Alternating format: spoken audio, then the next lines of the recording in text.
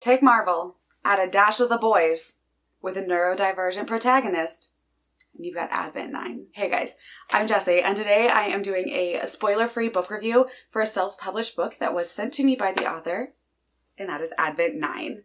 This is a superhero book, first in a series, and honestly, I had no expectations going into it, didn't know what to expect, and honestly, I had a good time with it.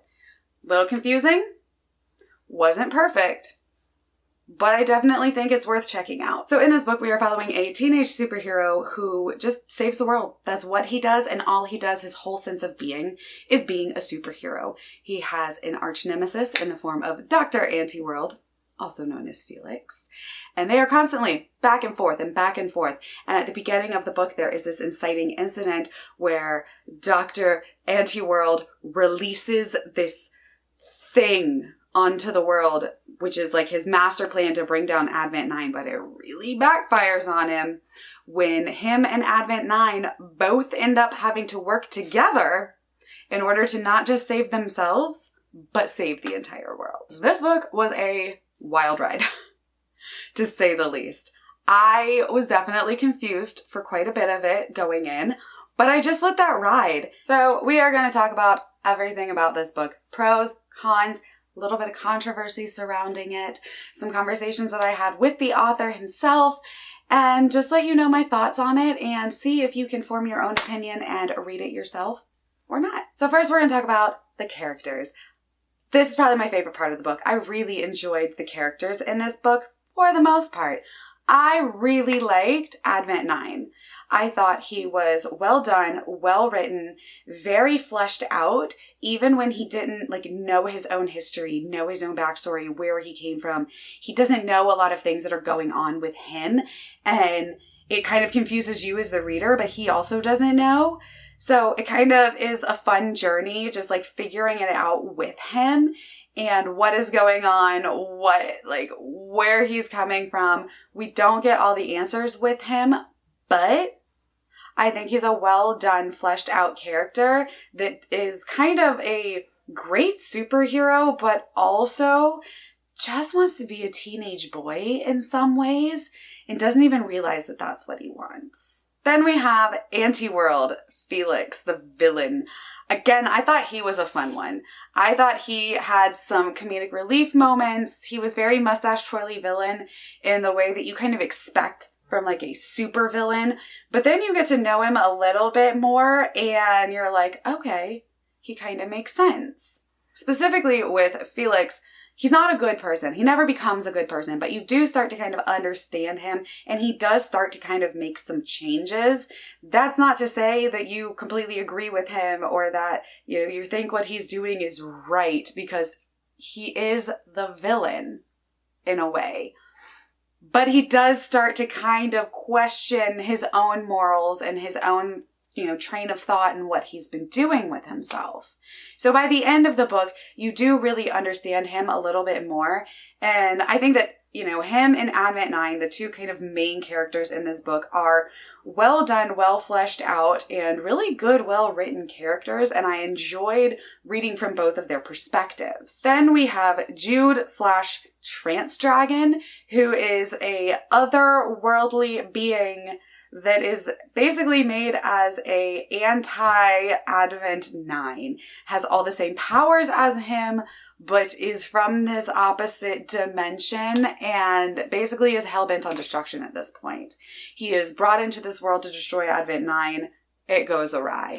He is confused and doesn't know what's going on, but he's also very violent, and we do get some of his perspective. He is not my favorite. I don't think he's as fleshed out and sensible as I would like for him to be, but I still did kind of start to enjoy some of his POVs and understand some of his perspective by the end, because one thing about this book is none of the characters are good. None of them are evil in a true sense. There's a lot of gray morality, a lot of gray area with all of the characters in this book. So I did enjoy that. I just wish that Trance Dragon would have had a little bit more oomph, a little bit more motivation maybe. I get it. He was ripped away from his homeworld and is trying to turn Earth into his homeworld basically. But there was a lot going on that I was like, not so sure about him in the long run, because like some things started to just like not make sense, but it got better. He is overpowered as hell, but still a really interesting character in the way that he describes his own motivations. So I think that he is one that, while needing to be fleshed out a little more, is interesting enough to read about, and a really cool kind of opposite of our like main protagonist. Then we do have a female character. We don't get much of her.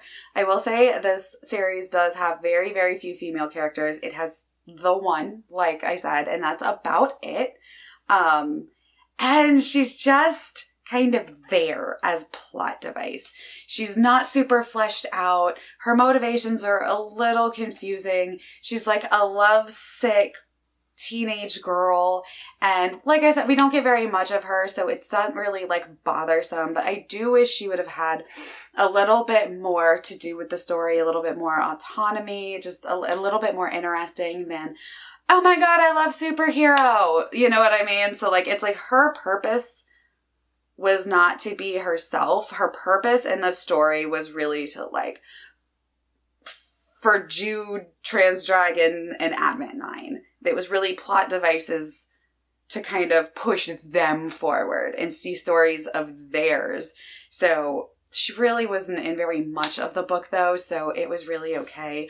We did have a female doctor who we get a tiny bit of, and I kind of liked her and I wanted more of her. I don't remember her name, but then at the end we do get a chapter of her perspective. So I think that she is going to at least have something more to do with the story in the next book, because there was a plot line with her that I felt fell off pretty quickly and didn't get much resolution, but I think that was more setting it up for book 2, so I'm not really upset about that.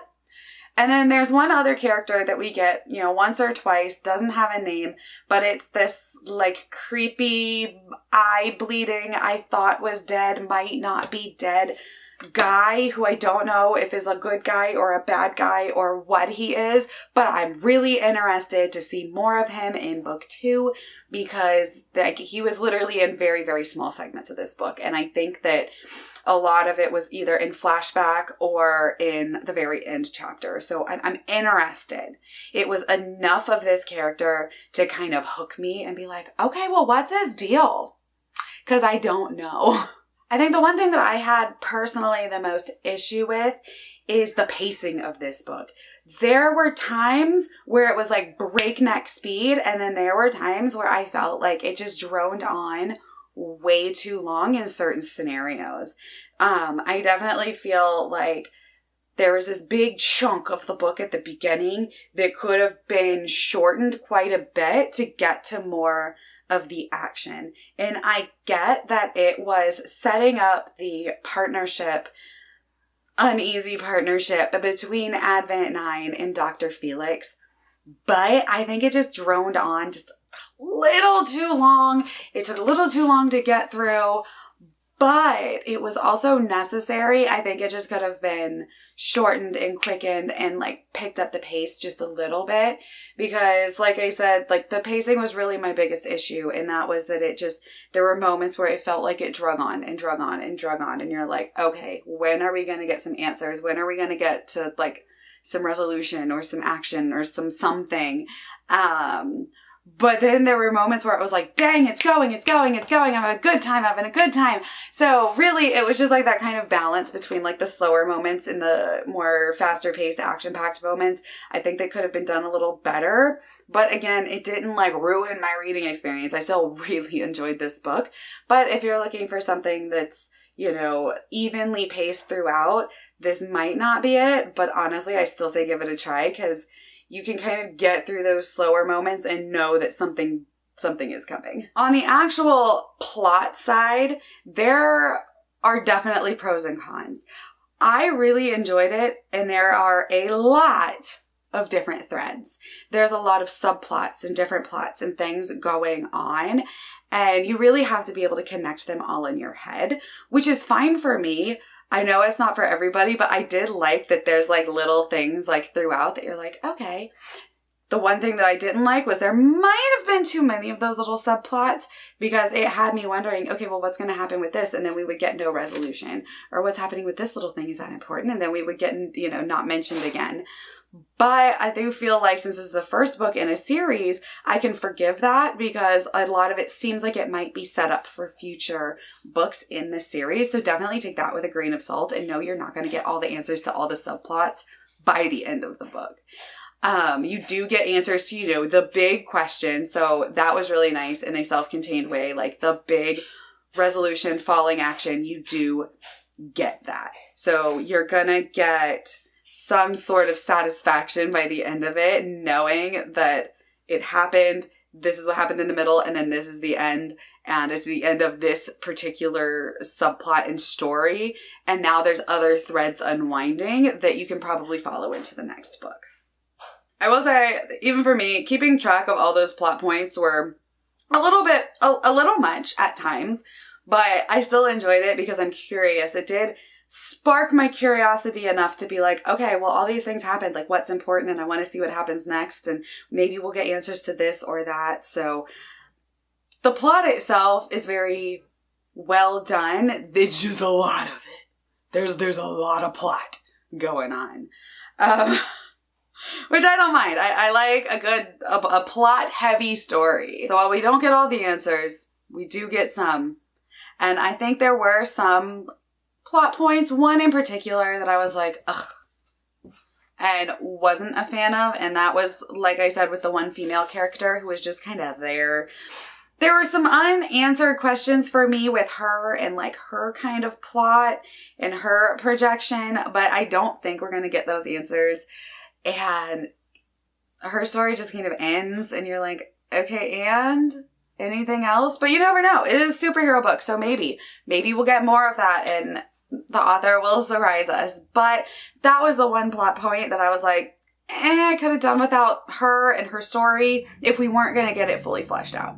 Another thing that I thought was really cool and unique about this book, though, is that there's artwork throughout it. And the artwork is really well done. Let's see if I can find one. If I can get some of them, I'll pop them up on the screen here for you because they're so well done. And it was really cool because I'm a visual reader. Reading it and then kind of playing it in my head. And then, a few pages later, you get this like really stunning artwork and you're like, oh, okay. Because one thing in particular, I had a very hard time visualizing because they were so weird. And that is what they call these hummingbirds. And they are part of Advent 9 and no one else can see them but him. And they like fly around and help him, but they kind of hurt him at the same time. And he kind of has to like, battle mentally to control them versus just like letting them free and like cause chaos. And the way they were described is like hummingbird wings with the body of a ferret and scales. And I was like, I can't picture these things. Thankfully, there was some artwork of them and then it made sense. So I definitely think that more books should have artwork throughout because that really added to my level of enjoyment of this book. Keeping in line kind of with the plot that we were talking about, I really enjoyed seeing the hero plus villain have to kind of overcome their differences and work together and figure each other out. I ate that up. I love it. I love gray morality in books and stories. So seeing that maybe the villain is not truly villainous and the hero is not always heroic was really cool to see. And seeing them kind of learn each other and like maybe they have some similarities and, maybe there's some things that explains why the other is acting the way they are and trying to like understand that as opposed to just, fight each other was really cool to see because they had to come to like this truce to work together unwittingly, but they don't trust each other, obviously. And that was just really cool to see. I thought it was really well done too. Because it wasn't done in a way where it's like, all right, we're gonna work together, friends and happy rainbows. No, they never like trust each other, and they're still figuring out ways that they can like betray each other, or ways that, oh my God, he's gonna do this and betray me, and like that's their constant thoughts. So it's not like sunshine and rainbows, like we're gonna get along now. It never turns into that, which I really appreciated, because I feel like it could have gone that way in a lot of other books, and you're like, I still want him to be like the anti-hero-esque villain, and I still want my hero to be heroic, but like still kind of questioning. So yeah, if that is something that interests you, definitely pick this up, because I thought that was probably my favorite part of the book, was the two of them working together and coming together and figuring each other out, and especially Felix figuring things out about Advent 9. So yeah, definitely that part. And he still wasn't good. Like, he's still like, I figured this thing out that we'll talk about in a little bit about Advent 9. And I feel for him and I want to help him, but also how can I use that to my advantage? Because he's still the villain. Still not a good person, but he's not a terrible person. All that being said, I really did enjoy this book. I liked the resolution. I liked the story. I thought it's not really a magic system, but the powers, I thought that was a actually very interesting point. And that is the point that I want to get to that has caused some controversy. If you go and check out the Goodreads comments, you will see what I'm talking about. And that is because Advent 9 is an autistic character. And it is not coded. It is not, subtle. It is named within the book that he is an autistic character. So, that being said, it did cause a little bit of stir, especially in the Goodreads comments.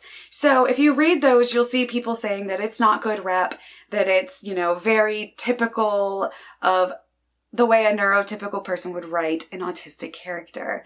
So of course, me being me, I reached out to the author and I wanted his opinion on it. I wanted to know, the thought process there, what they thought, what they were going for. And after speaking to the author, I honestly don't think that the rep is bad. I think that the rep is, it is what it is. Now, I am not autistic. I have a son on the spectrum.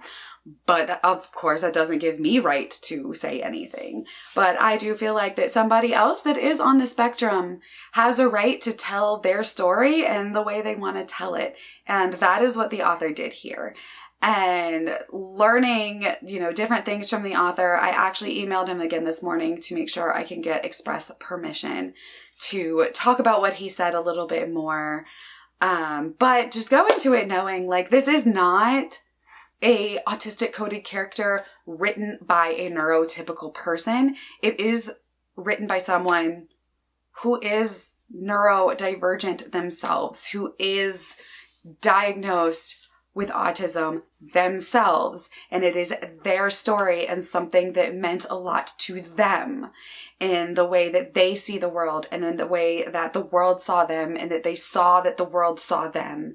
And I thought that made it make a lot more sense, and definitely take those Goodreads comments with a grain of salt, in my opinion, because I think that, they say, not everyone is the same, and that is true of any, group of people. This is one person telling their lived experiences and stories through way of a superhero kid, and I thought that really made a lot of things make more sense after talking to the author. So I really appreciated him being so honest and talking to me about that and letting me know his thoughts on it and kind of why he wrote Advent 9 the way he did. A lot of people in the comments were saying that, or the Goodreads reviews were saying that that autism was his kryptonite, and that is actually not true. If you actually read the whole story, you will see that it can be seen that way at first, but it is not how it is written. It is not how it ends up. It is definitely not actually written as a negative. So I can see where that would be seen, where people are like, man, it's written as negative in that light, but it's really not. It's written from one person's perspective and how they viewed it and viewed themselves. and their diagnosis and, you know, what they had to go to and go through, especially being diagnosed later in life. So yeah, I think that it was done really well. Autism is not the, you know, the bad in this book. Actually, it might actually be the opposite of that. And you will see that maybe autism is his superpower. I don't know. There were some that were talking about Dr. Felix kind of using it, figuring it out, and then using it against Advent 9. Well, of course, he's the villain. What do you want to expect? He's, like I said, not a good character. He is a villain who kind of becomes an anti-hero, but still has those villainous tendencies. So, of course, he's going to figure something out and be like, I'm going to use this to my own advantage, use this knowledge to my own advantage in a way to manipulate the situation. Of course he is. He's the villain. So definitely read those reviews if you want to. I say don't let it stop you from reading this book and seeing it for yourself, because it's well written. It's a very unique story. It's definitely like The Boys meets Marvel, meets a little bit of horror. And it's really cool seeing a neurodivergent superhero, and I quite enjoyed it. Like I said, it's not perfect. There were definitely some plot aspects that I feel like if I go too far into them, it leans into spoilery. But, you know, with our female character, there was some stuff that I was like, eh. And then there was like one thing with Dr. Felix that like didn't get answers and resolution that I really wanted to know. But I think that that goes into his character maybe in the second book, so I'm willing to forgive some of the unanswered questions. Overall, do I think it could have done with a little bit more editing and plot devices being shortened, maybe some threads being taken out? Yeah. But do I still think this is a really good self-published book? Yes. I do think it was a really good self-published intro to a superhero series that I will definitely read the second book of whenever it comes out. So definitely check it out. I recommend it. And do your own due diligence if you want to check it out. If you feel that the rep is bad, then that's fine. Like, no one is going to say like no, because everyone has their own opinions. I just wanted to put it out there that, you know, I haven't seen the author defend himself, which good, right? Reader spaces.